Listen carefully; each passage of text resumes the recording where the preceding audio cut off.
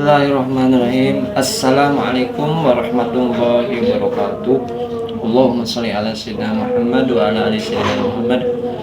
Bapak-bapak, ibu-ibu, semoga kita semua dalam lindungan Allah Subhanahu wa taala. Oke, kali ini kita akan melihat sebuah video yang mana ada seorang Syekh Said Alwi, yang mana beliau pimpinan Majelis Ahbabur Rasul, ya teman-teman, menyatakan bahwa ternyata Robitoh Alawiyah itu disahkan oleh zaman Belanda dulu, ya teman-teman. Dan dulunya itu bukan pencatatan nasab tetapi forum silaturahmi atau diskusi, ya teman-teman.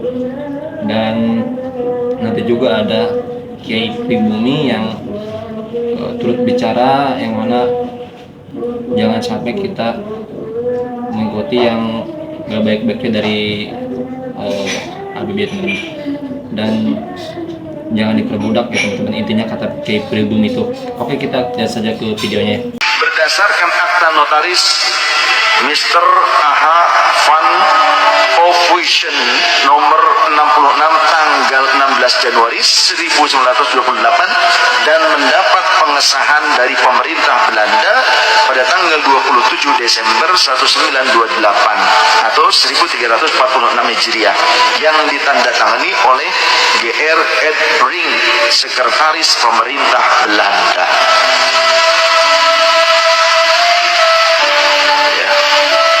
Asalnya bukan untuk pencatatan nasab.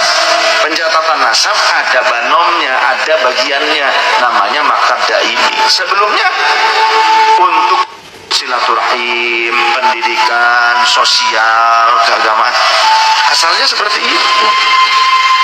Ya, ini disahkan oleh pemerintah kolonial Belanda di saat zuriyah Rasul, Ahlul Bait Rasul dari keturunan Wali Songo selalu melawan kepada Belanda, selalu mengerahkan gerilya untuk memberontak kepada pemerintah Hindia Belanda. Maka keturunan Rasulullah dari keturunan para wali yang menjadi pejuang kemerdekaan melawan para penjajah ini, mereka tidak mau mencatatkan nasab keluarganya. Karena apa? Kalau dicatatkan ketahuan di mana keluarganya, kalaupun orangnya tidak dapat, keluarganya yang ditawan dan dihabisi. Maka dulu para pejuang dari keturunan Rasulullah, dari keturunan Wali Songo, banyak di antara mereka selalu berpindah-pindah tempat dan keluarganya, anaknya sudah dititipkan kepada loyalis-loyalisnya. Sehingga kalau ada para penjajah ataupun penjajah itu, Belanda itu kecil, negara kecil. Orang Belanda yang didatangkan ke Indonesia itu sedikit. Lantas kenapa begitu lamanya? Karena sing akeh londo ireng. Mempolitisasi massa. Yang penting diiming-imingi barokah dan ditakut-takuti umat ini dengan kualat. Pokoknya kalau nggak nurut, kualat lain sebagainya. Suruh demo, ngikut demo. Dididik jadi blow on, ikut jadi blow on. Memberontak, ikut memberontak. Melawan kebijakan yang tidak melanggar aturan syariat, ikut melawan. Ada pemerintah yang sah. Nah, ini hal-hal yang aneh. Ajaran siapa itu kalau memang ngaku keturunan Rasulullah? Coba buka kitab-kitab hadisnya. Jangan umat ini jadi monopoli, digerakkan untuk memberontak. Jangan. Ajaran siapa? Coba kalau mau mikir jadi orang muslim tuh, mikir, akal sehatnya digunakan. Jangan kayak zombie. Arti zombie hidup tapi ya otaknya nggak berfungsi, dikendalikan oleh nafsu, gitu kan? Zombie itu kan nafsunya yang besar, walaupun kemampuannya kadang kecil, langkahnya juga pendek. Zombie itu kan gitu, orang mau bisa berlari kan, dia masih gitu. Otaknya kan nggak jalan, bukan ulul albab. Kalau bahasa Quran, orang yang punya akal sehat itu namanya ulul albab. Wa ma yadzakkaru illa ulul albab. Tidak ada yang bisa mengambil pelajaran kecuali orang yang punya akal sehat. Dan akal ini merupakan salah satu anugerah terbesar, anugerah teragung, salah satu anugerah teragung. Makanya kita juga memahami syariat itu bukan hanya secara iman saja, tapi juga akal sehat kita harus digunakan supaya paham. Nah, kalau sekarang kita nggak mau pakai akal sehat, menerima dalil, kita bagaimana bisa paham atau enggaknya? Memahami itu dengan apa? Coba. So, kalau ngajinya bener ngelotok pasti paham lah. Dan kalau itu pun kalau punya akal sehat. Kalau nggak punya akal sehat ya boro-boro mau ngaji ngelotok, yang ada pusing. Orang kalau ngajinya ngelotok itu pasti punya akal sehat. Dan kalau orang punya akal sehat mau ngajinya ngelotok gitu. Tapi kalau akalnya itu kurang sehat, baru dibebani dengan pemikiran sedikit saja sudah udah males ngajinya. Harus hafalan ini, harus hafalan itu. Ya, penjabaran tentang muqaranah, tentang perbandingan, tentang kajian secara komprehensif, pusing. Orang kalau nggak punya akal sehat pusing ngaji komprehensif. Ilmu nasikh mansukh, mansukhul ayah bil ayah, mansukhul ayah bis sunnah, mansukh sunnah bil ayah, mansukh sunnah bis sunnah. Orang ngerti, bingung. Ilmu nahwunya, sorobnya gimana, tata letak harokat yang benar bagaimana. Nggak asal Arab-Araban, ada aturan. Makanya dulu Syekh Ahmad Khatib diangkat jadi khatib itu karena apa? Karena membenahi bacaan imam Masjidil Haramnya asli Arab. Ya, setelah itu beliau kemudian dikaji, bahkan oleh gurunya dijadikan ini, dia adalah afsahu minal arabi, kata gurunya tuh. Dia lebih fasih dibandingkan orang Arab sendiri, katanya. Diuji, langsung diujikan, ternyata benar fasih. Maka beliau jadi khatib, jadi imam besar, jadi guru ngaji di Masjidil Haram, Syekh Ahmad Khatib tuh. Gitu ya. Ada Syekh Ahmad Khatib Al-Minkabawi, Minangkabau.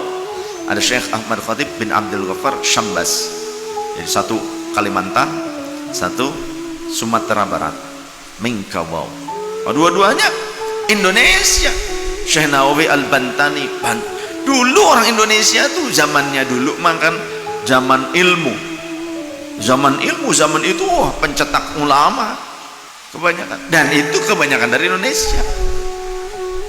Banyak orang Indonesia maksudnya yang jadi ulama masyhur, ulama besar. Said Ahmad Zakaria, eyang saya. Di antara yang pernah berguru kepada beliau, ayah dari Kiai Haji Mustafa Bisri, ayah Gus Mus, Kiai Bisri Samsuri, itu pernah ngaji waktu di Mekah ke eyang saya. Ya. Banyak tuh ya. Kemudian Mama Abdul Haq Hamidi yang umur 115 tahun tuh guru kita, yaitu muridnya Mbah Hashim Ash'ari, muridnya Habib Hashim bin Yahya, muridnya Syekh Mukhtar At-Tarid. Nah, Syekh Mukhtar At-Tarid orang Bogor. Syekh Mukhtar At-Tarid itu juga pengajar di Masjidil Haram, ulama besar, pengarang kitab. Itu teman seperjuangannya eyang saya, seliting lah dengan eyang Syekh Mukhtar At-Tarid. Makanya muridnya eyang saya sendiri, pasca di sana terjadi kudeta dan kekuasaan diambil alih oleh Wahabi, maka ulama-ulama Ahlus Sunnah banyak yang meninggalkan Hijaz.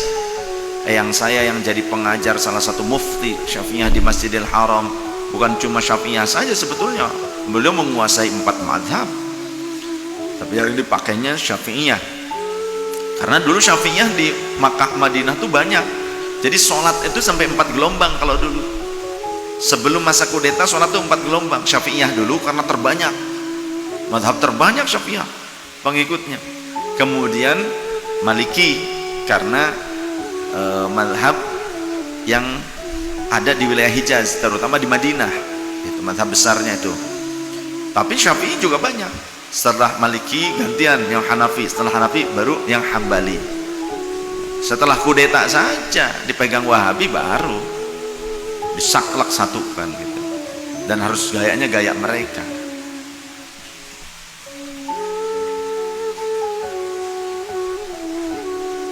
Menggunakan nasab tapi untuk memprovokasi umat, mempolitisasi massa. Yang penting diiming-imingi barokah dan ditakut-takuti umat ini dengan kualat.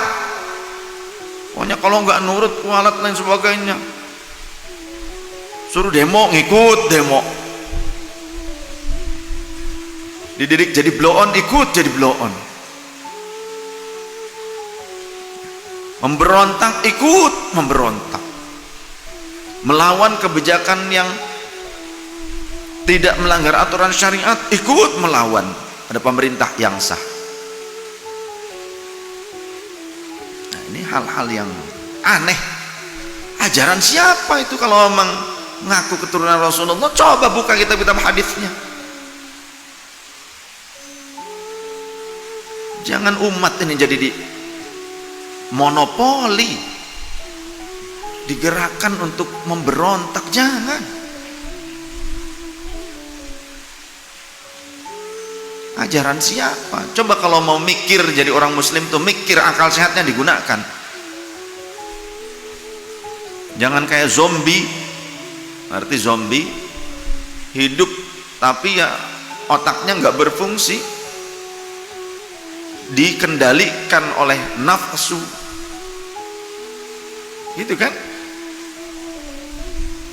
Zombie itu kan nafsunya yang besar. Walaupun kemampuannya kadang kecil, langkahnya juga pendek, zombie itu kan gitu. Orang mau bisa berlari kan dia masih gitu. Otaknya kan nggak jalan.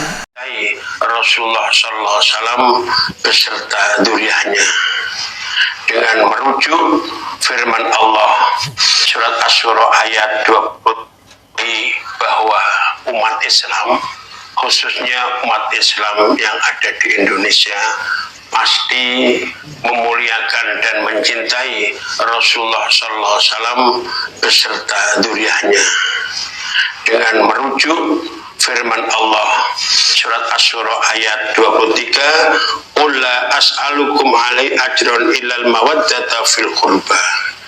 Katakanlah Muhammad, aku tidak meminta sesuatu kepadamu atas seruanku kecuali cintailah keluarga dan kerabatku.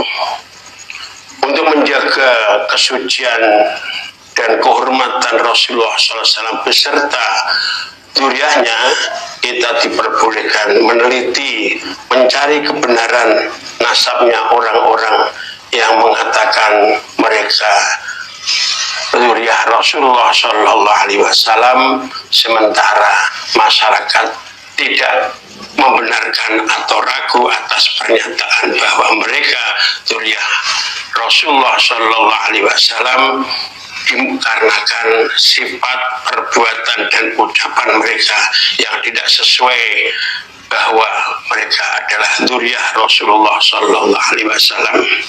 Imam Ibnu Hajar Al-Haytami berkata, "Yambaghi li kulli haddin ayyakuna lahu ghiratun fi hadzal nasab asy-syarif wa dhabatahu hatta la yantasiba ilaihi sallallahu alaihi wasallam ahadun illa bil haqq."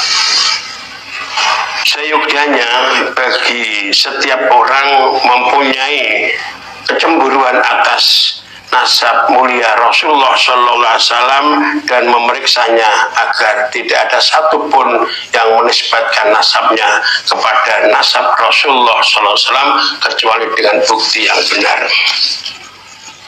Yang perlu kita hindari apabila ada orang yang meneliti kebenaran nasab orang-orang yang mengaku bahwa mereka dzurriyyah Rasul, sementara masyarakat meragukan, jangan dituduh benci kepada dzurriyyah Rasulullah SAW dan dituduh menyebarkan fitnah dan mengadu domba.